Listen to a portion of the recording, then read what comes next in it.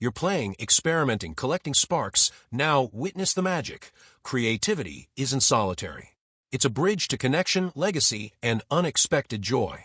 This is where your journey transforms from personal exploration to shared radiance. Start small with stealth sharing. Leave your ugly first draft poem in a library book for a stranger. Gift a grandchild a rock you painted with a tiny galaxy. Text a friend a photo of your weirdly arranged lunch plate, my edible abstract art. Vulnerability is courage, and it invites others to play. You'll be amazed how your tiny act gives someone permission to try. Then, find your creative kin. Isolation stifles creativity. Community fans the flame. Seek low-pressure groups, local senior center pottery, or memoir writing workshops. Online forums like Sketchbook School, all ages, zero judgment. Nature journaling meetups in parks. Neighborhood skill swaps, I'll teach you jam making for guitar chords. The goal isn't mastery, it's shared curiosity. A Harvard longevity study found seniors in creative groups reported 40% greater life satisfaction, not from perfect art, from belonging. Finally, weave creativity into your daily rituals. Don't confine it to a hobby hour. Infuse it everywhere. Cook without a recipe. What if I add cardamom to chili? Garden by color, not just veggies.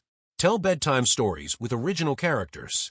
Turn a walk into a photo scavenger hunt. Find something blue, broken, beautiful. This is your legacy in motion, showing those around you that wonder never retires.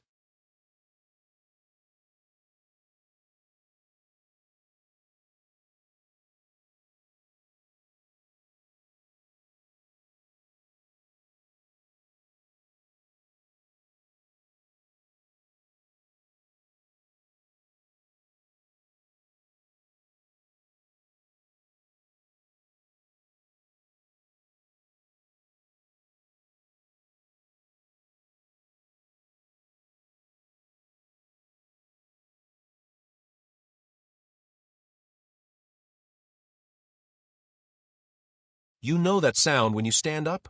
That subtle creak, pop, groan from your knees or hips. Or maybe it's not sound but stiffness, that feeling like your shoulders are wrapped in duct tape after a night's sleep. We've been told this is just part of getting older, but what if I told you that's a myth? Real talk, your joints aren't doomed to ache. In fact, that pain is often your body begging for simple fixes we've overlooked. Today, we're rewriting the story. No miracle cures or painful injections. Just biology-backed habits that let you garden, travel, play with grandkids, or finally take that line dancing class without wincing. Let's start where the pain hits hardest, those stiff, achy mornings. First, rethink your first 10 minutes after waking. Lying still for hours lets joint fluid thicken, like cold molasses. Jumping straight into motion? That's like revving a frozen engine. The sweet spot is gentle hydraulic activation. Before you even stand, try this in bed. Lie flat, point your toes to the wall, then flex them back toward your nose, slow as honey. Feel that subtle pump in your ankles. That's synovial fluid starting to flow. Next, window wiper your knees, bend them slightly, feet flat on mattress, and let them fall side to side like a metronome. Finally, bear hugs. Cross your arms tight over your chest and roll gently left to right. This isn't exercise, it's priming. You're telling your joints, wake up softly. Do this for 90 seconds and notice how differently your feet hit the floor. Next, your first steps matter. Avoid stomping to the bathroom. Instead, sit on the bed's edge and roll a tennis ball or a frozen water bottle under each foot for 30 seconds. Why? Your feet are the foundation. Tight plantar fascia pulls knees/hips out of alignment. Then stand beside your bed, hold the headboard, rise onto tiptoes and lower slowly, 10 reps. This pumps calf muscles like a heart for your veins, flushing overnight inflammation from ankles and knees. Pair this with a tall glass of water. Dehydration thickens joint fluid. In 7 days, you'll replace morning creaks with quiet confidence. But what about the rest of the day? That's where we fight the silent joint killer, inflammation. Let's talk about your fork, your most powerful joint tool. You already know sugar and processed foods cause swelling, but the real game changer is balancing omega fats.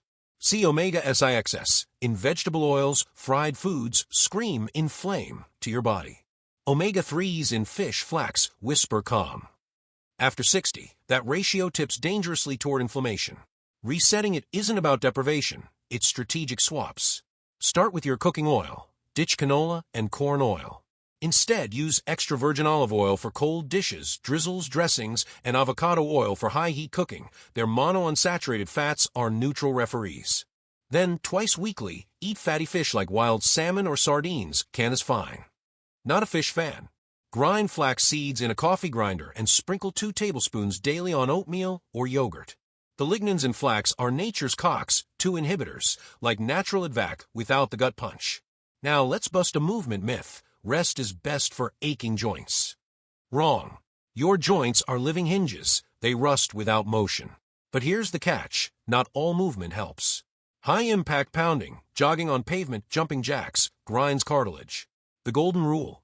Move often, move fluidly, move within comfort. Set a phone timer for every 45 minutes you're sitting. When it dings, do the deserted island stretch, stand interlace fingers, and reach palms to the ceiling like you're signaling a rescue plane.